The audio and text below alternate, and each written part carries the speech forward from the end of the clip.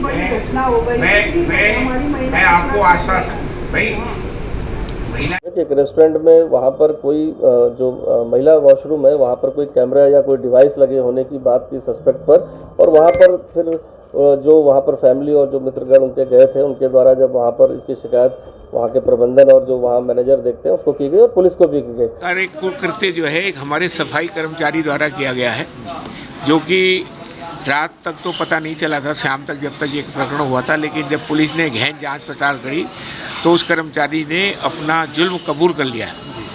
ये बहुत बड़ा कुकृत्य है उस कर्मचारी के द्वारा करा हुआ। मुझे को जब रात को सूचना मिली, मैं तो घर पे था, मैं ठीक 10:30 बजे मेरे पास सूचना आई, मैं 11:15 बजे अपने रेस्टोरेंट में पहुंच गया था।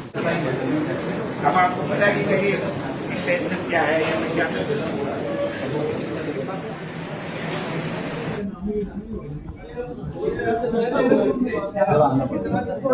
अभी 1 घंटे रिकॉर्डिंग बहुत तुरंत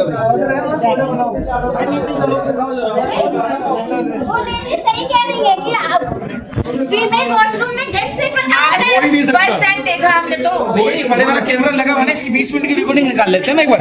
20-25 मिनट की रिकॉर्डिंग निकाल लो, कौन गया कौन आया पता लग जाएगा बड़े कैमरे की। गाइस ये आनंदम का है और ये कैमरा इन्होंने यहाँ पे फिट कर रखा है फीमेल टॉयलेट में। नहीं ये मैं बोल रही कि हो नहीं सकता, यू कांट से दैट। अरे आप बैठो।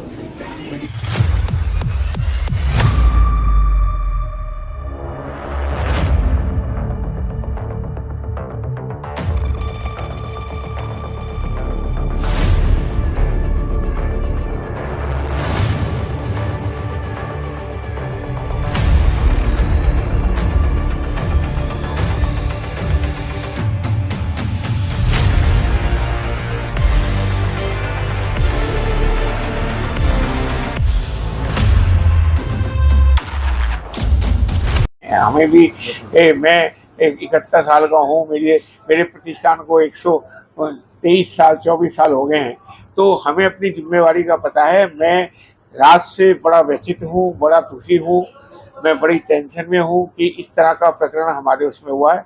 मैं उसकी कठोर शब्दों में निंदा करता हूँ और आपके माध्यम से भी और सरकार से भी कहता हूँ जो सख्त से सख्त कार्रवाई हो उनके ऊपर करी जाए। महिला आयोग की बहन कुसुम बहन जी भी आई थी, उन्होंने भी इस चीज़ को देखा, उन्होंने वाकई में इसे समझा कि हमारे प्रतिष्ठान से का इसमें किसी तरह का दोषारोपण करना गलत है।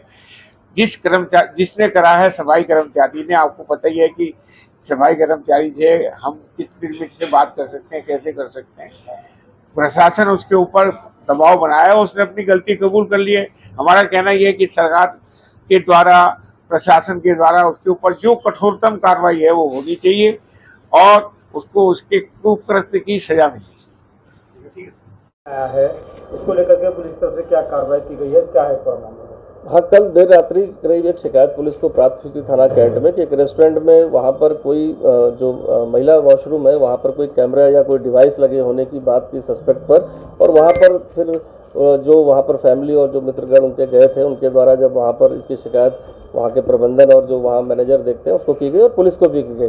जब पुलिस द्वारा वहाँ पर पहुँचकर जांच की गई तो वहाँ पर जो वॉशरूम है उसमें जो ऊपर की फॉल्स सीलिंग है वो कहीं ना कहीं कटी थोड़ी पाई गई, लेकिन वहाँ पर ऐसी कोई डिवाइस उस दौरान वहाँ नहीं मिली थी। लेकिन पुलिस द्वारा चूँकि प्रकरण संवेदनशील था और बहुत ही गंभीर विषय था, तो शिकायत जो वहाँ पर दी गई थी उस शिकायत के आधार पर 77 BNS में मुकदमा तत्काल दर्ज कर लिया गया था। और देर रात्रि वहाँ के काम करने वाले जो भी कर्मचारी थे, चाहे वो स्वीपर का काम करते हो, चाहे वॉशरूम का काम करते हो या सर्विंग का काम करते हो, सभी को पुलिस द्वारा देर रात्रि सबको इकट्ठा करके उससे पूछताछ की गई बारी बारी से।